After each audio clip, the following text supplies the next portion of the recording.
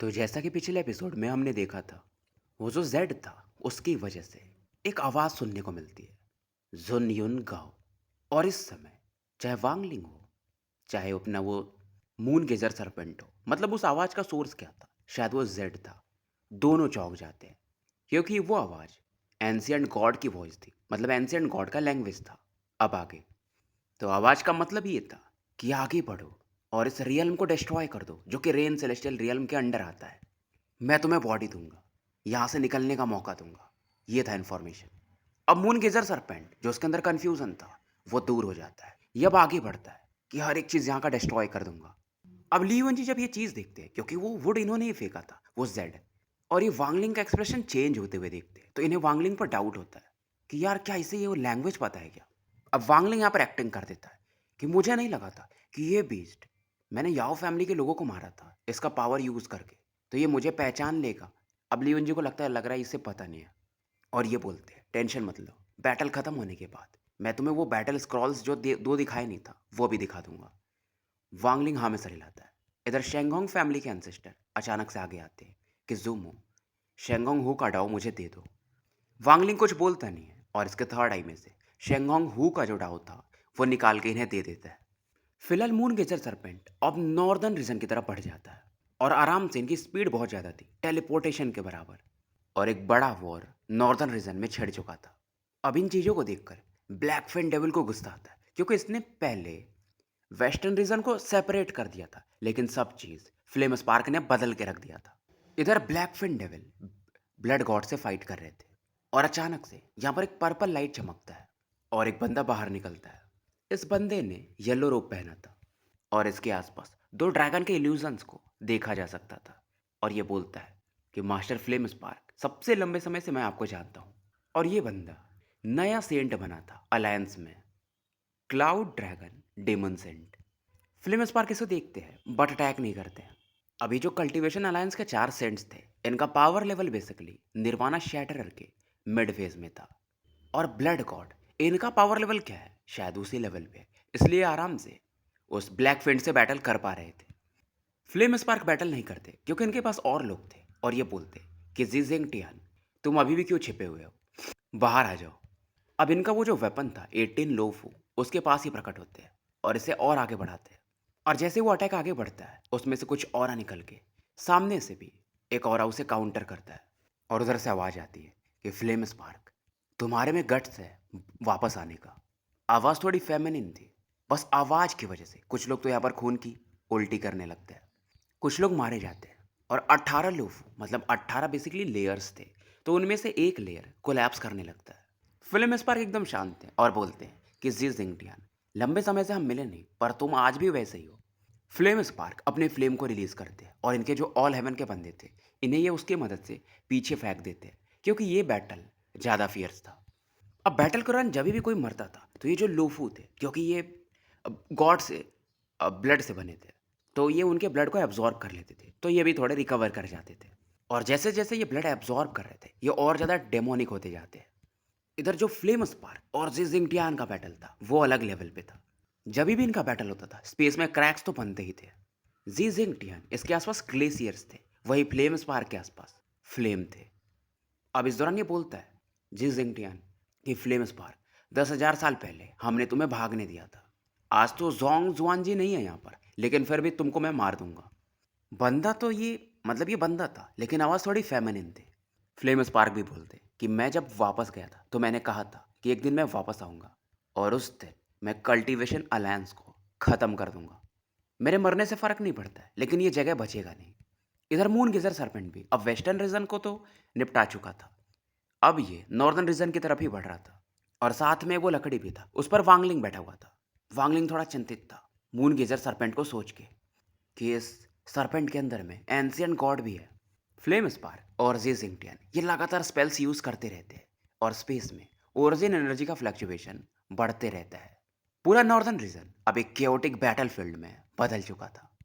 Flame spark इस दौरान, क्योंकि इन्होंने बहुत सारे सेलेस्टियल रियल्म के फ्रैगमेंट को इकट्ठा किया था, तो उसकी मदद से ये सेलेस्टियल व्हील बनाते हैं, जो काफ़ी तेज़ी से रोटेट करने लगते हैं, और जी जिंगटियान की तरफ ये बढ़ा देते हैं। जिंगटियान लॉ ऑफ आइस यूज़ करता है, और पलक झपकते ये जो आइस पावर था, ये फ्लेम स्पार्क को ट्रैप करने लगता है। पर तभी पीछे से मून गेजर सरपेंट का इको सुनने को मिलता है। अलायंस वाले जो कि इस समय थोड़े कॉन्फिडेंट थे बैटल में, उनका चेहरा बदल जाता है। पर जी जिंगटियान को फर्क नहीं पड़ता है। ये फ्लेम स्पार्क की तरह पड़ता है जो कि आइस में फंसे हुए थे, और आइस पर ये अपने हाथ को प्रेस कर देता है।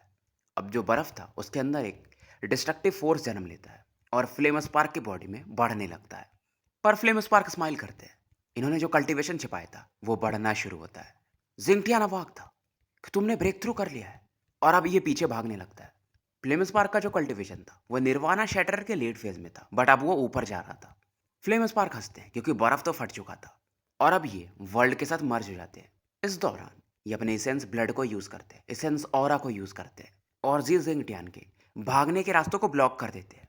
सेलेस्टियल फ्रेगमेंट्स पहले से 10 गुना ज्यादा तेजी से रोटेट कर रहे थे, फ्लेम पावर मिक्स कर चुके थे, जो कि अब मानो एक फायर ड्रैगन के समान लग रहा था।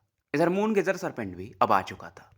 अब उसके जो टेंटेकल्स होते हैं यानी रेसे जो बॉडी के होते हैं वो फैलना शुरू होते हैं। ब्लैक फिन भी अब पीछे भागते हैं क्योंकि जैसे ही रेसा टच करता है उन्हें पावर फील हो जाता है। इधर जिंगटियान भागना चाहता था, बट फ्लेम स्पार्क वो फ्लेम ऑरा को बढ़ाते जाते हैं। मून गेजर सरपेंट के पीछे पीछे वो जायंट वुड भी आ चुका था, जिस पर बहुत सारे कल्टीवेटर्स बैठे हुए थे, और वुड के अंदर से भी एक स्ट्रेंज फोर्स निकल रहा था। जिंगटियान समझ चुका था कि ये भाग नहीं सकता है, और एक ब्लू वर्टेक्स जैसा बनाता है। टोटल 13, और जितने भी ब्लू वर्टेक्स बनते हैं अब ये अपनी बॉडी में ही इन्हें मर्ज करने लगता है। ये जिंगटियान का पावर ऑफ लॉ था। ब्लू कलर आइस के कारण था। पर तभी जैसे ये ब्लू लाइट अपीयर होती है, वो जैंडवुड आ चुका था, और इसके रास्ते में कोई आए तो वो बचता नहीं था, क्योंकि ये चीज़ एंशिएंट सेलेस्टियल से रिलेटेड था, उनके रियल्म से रिलेटेड था। जी जिंगटियान इस ऑरा से अपने को प्रोटेक्ट कर रहा था, पर जैंडवुड इससे आके टकराता है, और एक एक करके इसके जो लेयर्स थे ब्लू लाइट के वो खत्म होने लगते हैं।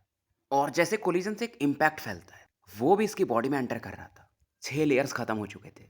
ये पीछे भागता है, इसके बॉडी से इसका कंट्रोल जा रहा था। इधर फ्लेम स्पार्क का किलिंग इंटेंट पड़ता है। ये फ्लेम्स को जिंगटियान की तरफ मर्सीलेसली पुश कर देते हैं। जिंगटियान की बाकी और अभी खत्म होने लगती है वो ब्लू लाइट के। ये भागने को फिर भी सोचता है, बट इस दौरान ली यूनजी और शेंगहोंग फैमिली के एंसेस्टर दोनों आ जाते हैं, और ये भी अपने स्पेल्स को जिंगटियान के बॉडी पे यूज कर देते हैं। अब सोचो, जिंगटियान वो जायंट वुड से टकराया था, फ्लेम स्पार्क की ओर आती, ली यूनजी भी अटैक कर चुके थे, शेंगहोंग फैमिली के एंसेस्टर भी, और ये लोग नॉर्मल लोग नहीं थे, खास करके फ्लेम स्पार्क जो कि जिंगटियान से ज़्यादा स्ट्रॉन्गर थे। पर ये बंदा भी ओल्ड मॉन्स्टर है, 10,000 साल से ज़्यादा फेमस है। अब बचे कुछ जो 4 लेयर थे ये उन्हें खुद एक्सप्लोड कर देता है, और उस ऑरा की वजह से युनजी पीछे हटते हैं। शेंगोंग का भी सेम हाल था। फ्लेम स्पार्क को भी हटना पड़ता है क्योंकि एक्सप्लोजन थोड़ा अलग ऑरा हो जाती है। ये मार तो सकते थे अभी जिंगटियान को, बट ये इंजर्ड हो जाएंगे। अब इसका फायदा मिल जाएगा अलायंस स्टार सिस्टम को, इसलिए इन्हें हटना पड़ता है। जिंगटियान इधर खून की उल्टी करता है और भागने लगता है कि फ्लेम स्पार्क, अगर मैं ये ओल्ड मैन अपना रिवेंज नहीं लिया तो मैं वो बंदा नहीं हूँ। और जो स्पेस में क्रैक था उसी की तरफ ये बढ़ जाता है। इधर वांगलिंग देखता है, लकड़ी पे खड़ा था, इम्पैक्ट से इसको भी असर आता है, और ये बोलता है स्टॉप। अब वांगलिंग की ओरिजिन हो रहा है इसके बॉडी से मूव करती है, स्पेस में फैलना शुरू होती है। ये सेलेस्टियल ऑरा को यूज़ नहीं करता है, बस अपनी ओरिजिन ऑरा को यूज़ करता है, क्योंकि सेलेस्टियल ऑरा इसके बॉडी में ज़्यादा हैवी नहीं है। मानो कुछ लाइंस स्पेस में फैल रही हूँ और जी जिंगटियान के लिए को कुछ समय के लिए रोक देती है। जी जिंगटियान हैरान था क्योंकि इसने अपना एक कदम क्रैक्स की तरफ बढ़ा लिया था। फ्लेम स्पार्क चौंक जाते हैं, बट इन्हें मजा आता है। अब ये तुरंत ही आगे बढ़ते हैं और जी जिंगटियान की बॉडी पर अपना एक अटैक बढ़ा देते हैं और इसे क्रैक से बाहर भी निकाल लेते हैं। इस दौरान मून गेजर सरपेंट जिंगटियान को निगल जाता है और ये बहुत फास्ट होता है। इधर वांगलिंग ये खून की उल्टी करता है क्योंकि एक बैकलैश का पावर आता है। जब आप पावरफुल बंदे पर ऐसे स्पेल्स यूज करते हो तो उनकी ओरा बदले में आपको काउंटर करती ही है। वांगलिंग की बॉडी, ओरिजिन ओरा, ये दोनों खत्म होने वाली थी, मानो मतलब अनस्टेबल हो चुकी थी। अगर इसके पास एंशिएंट गॉड बॉडी नहीं होती तो पक्का ये मारा जाता। वांगलिंग इस दौरान बोलता है कि सीनियर फ्लेम स्पार्क जूनियर ने अपना बेस्ट किया है। वांगलिंग ने ये जानबूझकर किया था ताकि जो फ्लेम स्पार्क इसे एक कर्ज के रूप में ले, कि वांगलिंग ने उसकी बहुत बड़ी मदद की थी, और वांगलिंग ने ये सब कैलकुलेट किया था। ऐसे मालूम था कि इसे अपना कद कैसे बढ़ाना है, और ये बहुत बड़ा गैम्बल था। अगर नॉर्मल कोई भी बंदा लेता तो गारंटीड था कि वो मरता था अगर वो स्टॉप स्पेल यूज़ करता तो इतने पावरफुल बंदे पे, जो कि उससे कल्टीवेशन में 2 स्टेप ऊपर हो, निर्वाणा शैटरर में हो। फ्लेम स्पार्क हंसते हैं, अचानक से वांगलिंग के सामने प्रकट होते हैं और अपने पाम से, क्योंकि वांगलिंग ऐसा पीछे की तरफ गिरते जा रहा था, इसे सपोर्ट करते हैं और इनके ओरिजिन हो रहा पावरफुल ओरिजिन हो रहा वांगलिंग के बॉडी में एंटर करती, जो भी इंजरीज थी वो खत्म हो जाती और ऑरा थोड़ी ज़्यादा थी तो वांगलिंग इसकी ऑरा बढ़ भी जाती है। ओरिजिन सोल रिकवर कर चुका था और फिलहाल इसका पावर लेवल निर्वाणा स्क्रायर के अर्ली फेज के अब पीक पर था। बस इसे अपने डोमेन को इवॉल्व करना है, कर्मा डोमेन को, फिर ये निर्वाणा स्क्रायर मिड फेज में होगा। नहीं तो ऐसा जल्दी कल्टीवेशन में बढ़ना बहुत मुश्किल है जब तक आपको सपोर्ट न मिले या कुछ वैसा फॉर्च्यून न मिले। और वांगलिंग को आज एक मिल चुका था। और अब ये बताते हैं कि वांगलिंग तुमने अच्छा काम किया है, मतलब ये जुमू बोलते हैं।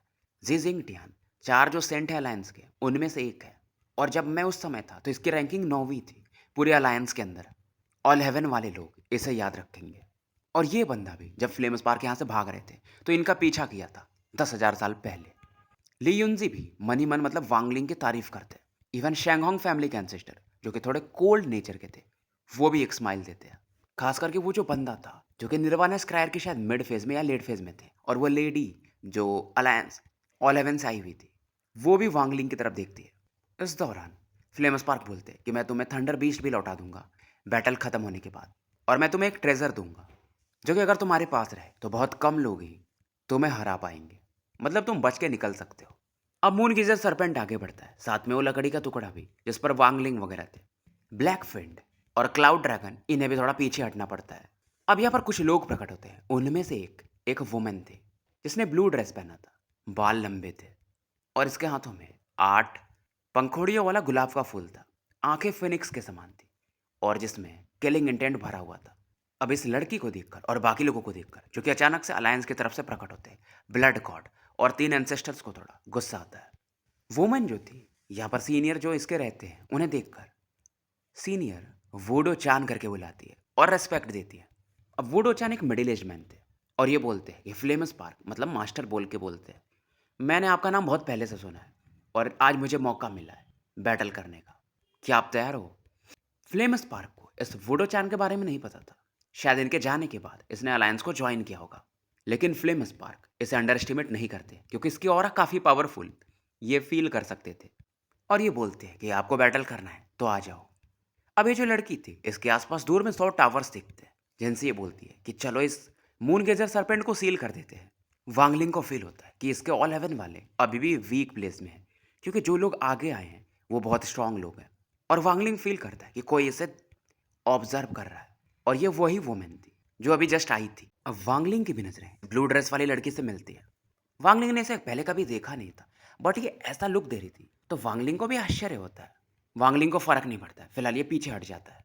अब यहाँ पर बहुत सारे टावर्स मून गेजर सरपेंट को घेरने लगते हैं। सरपेंट अपना टेंटेकल्स फैलाता है इन्हें ब्लॉक करने के लिए और इसके टेंटेकल से टच करते ही ये जो टावर्स थे ये फूटने लगते हैं और जो इस टावर्स के अंदर कल्टिवेटर्स थे वो बाहर कूद जाते पहले ही।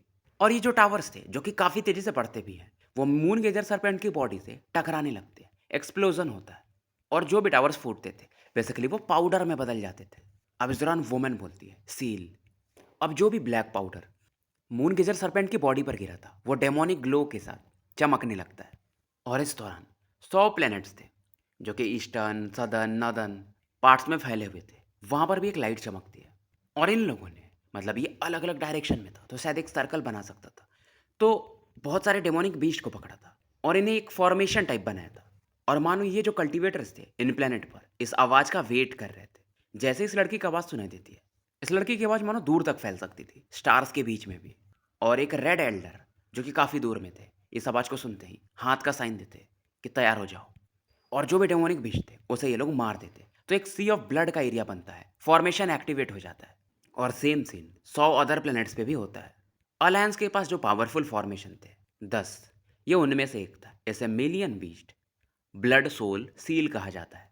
जैसे टावर्स थे तो इसमें भी वो ऑरा मिक्स थी, इसीलिए ये ब्लैक पाउडर मून गेजर सरपेंट को रोकने लगती, एक ब्लड का स्मेल फैलने लगता है और ये जो मटेरियल था ये सॉलिड फॉर्म में बदलने लगता है। मून गेजर सरपेंट अब फंसने लगा था।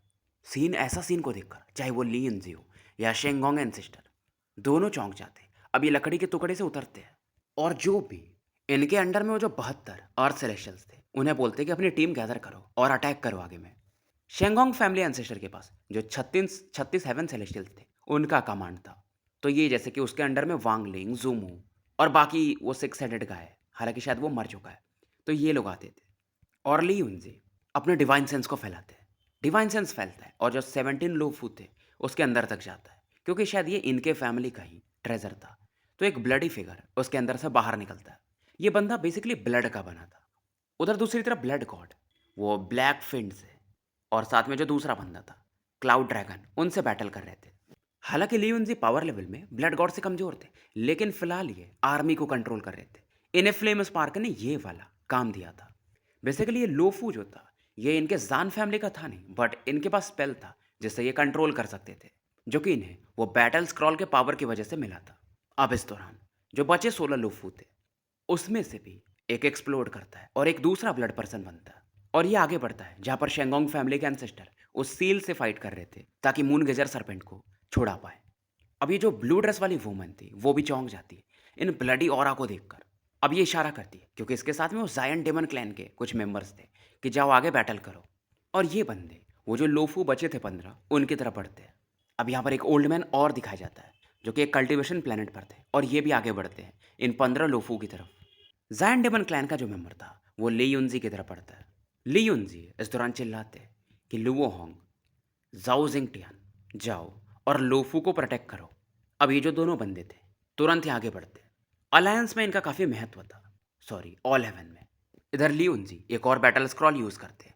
15 लूफू में से एक और लूफू कोलैप्स करता है और ब्लड पर्सन में बदलता है ताकि वो जो ओल्ड मैन आ रहा था कल्टीवेशन प्लेनेट से, ये उससे बैटल कर पाए।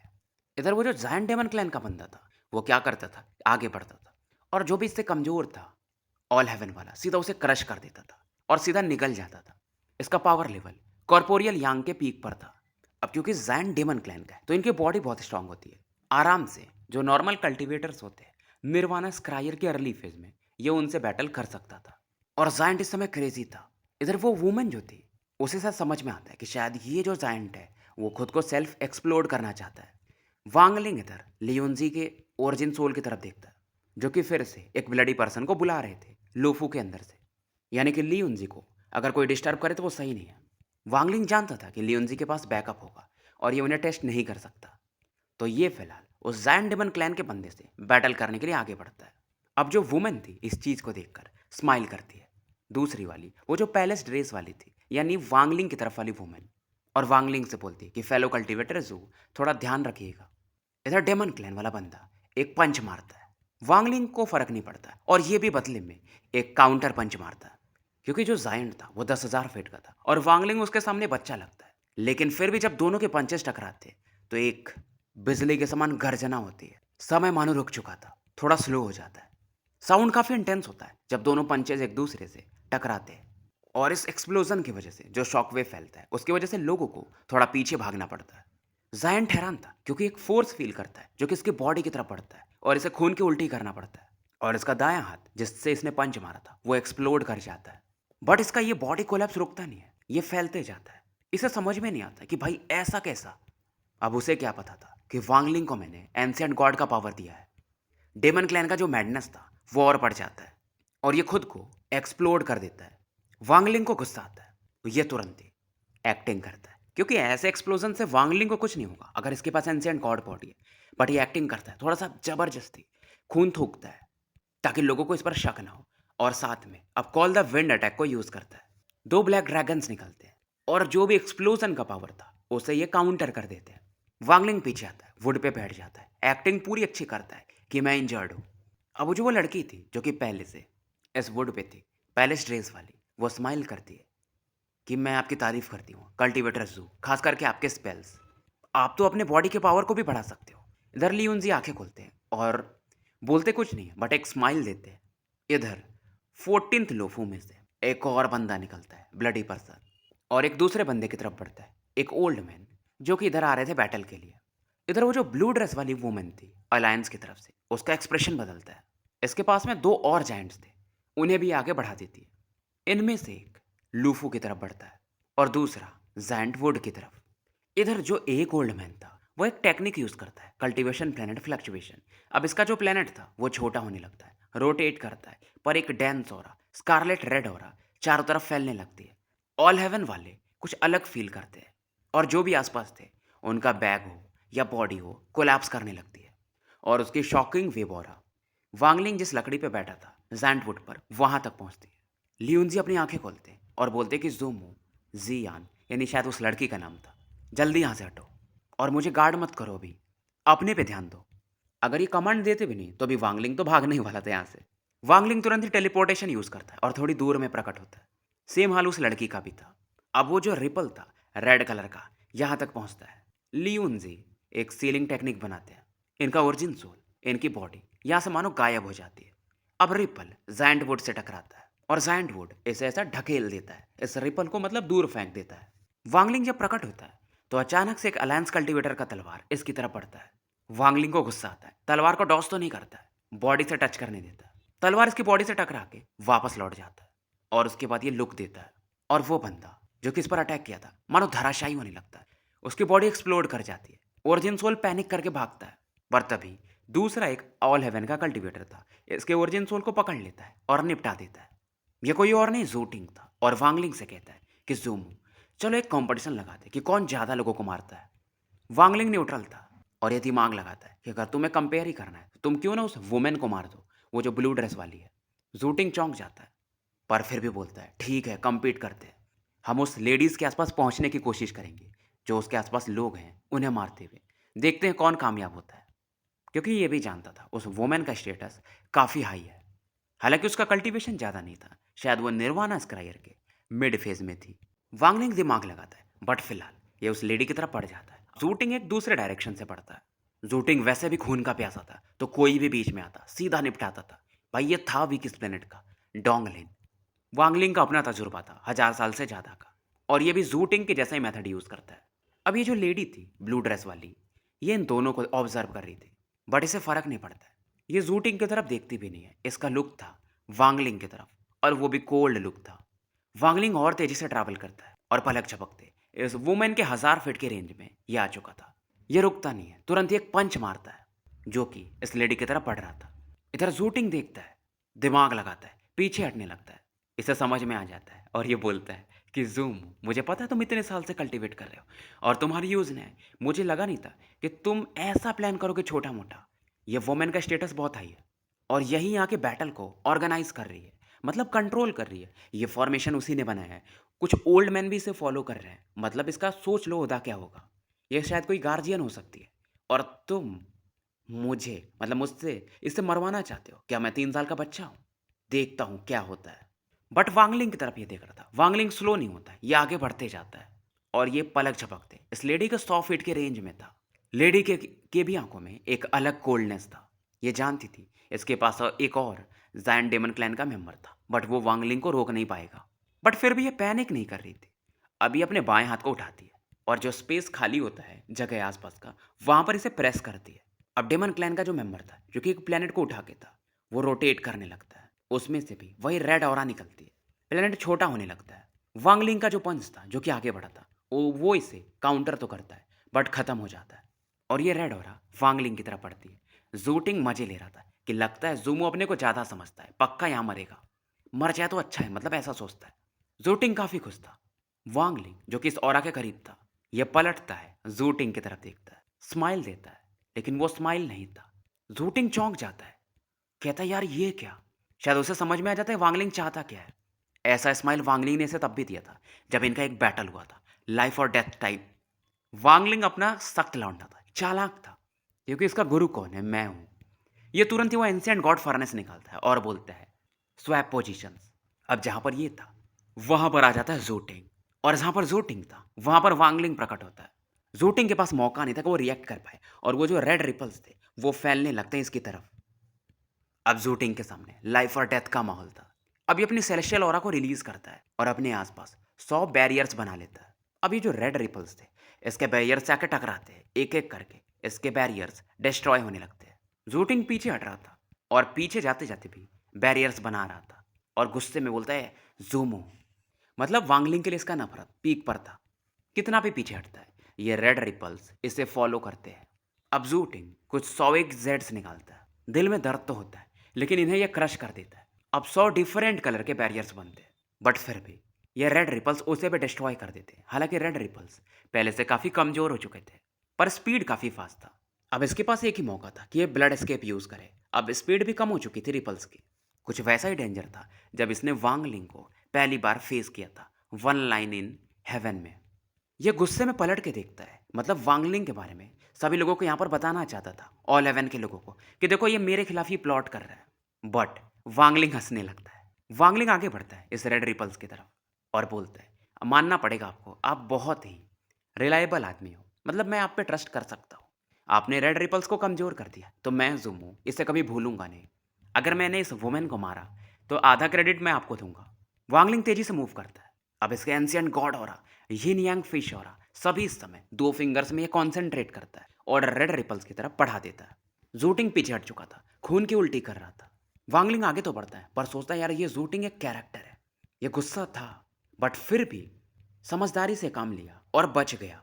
इसे याद आता है कि जोटिंग के अवतार को जब इसने मारा था तो उसका सिल्वर हो रहा, इसने उसे स्टोर कर लिया था। फिलहाल ये इन चीज़ों को इग्नोर करता है और अब इस ब्लू वुमेन की तरफ देखता है, ड्रेस वाली, और एक ब्लैक विंड टाइप कुछ अटैक बनाता है जो कि 2 ड्रैगन्स में बदल जाते हैं, यानी कि ये कॉल द विंड था, और इस वुमेन की तरफ बढ़ा देता है। अब वुमेन काफ़ी कोल्ड लुक देती है और वांगलिंग की तरफ इसका एक कॉम्प्लेक्स लुक था। बोलती है कि लॉर्ड डजंट नो मी, मतलब शायद आप मुझे नहीं जानते हो, बट मैं आपको जानती हूँ। अब ये किससे बोलती है मुझे भी नहीं पता, शायद वांगलिंग को ही। ये थोड़ा सा ऐसा निराशा दिखाती है। अब जो वो कमल का फूल था, उसका एक पत्ती ये तोड़ देती है, सॉरी गुलाब का फूल, और ये जो औरत थी वो फैलने लगती है, वांगलिंग की तरफ बढ़ती है, और पूरा स्पेस आसपास का जो 100 फीट का था वो कोलैप्स करने लगता है। वांगलिंग के पैर के नीचे का भी एरिया कोलैप्स करने लगा था, मानो ये इस क्रैक में वांगलिंग को खींचना चाहता था। तो स्टोरी यहीं समाप्त करते हैं। मिलते हैं फिर कल एक नए वीडियो के साथ।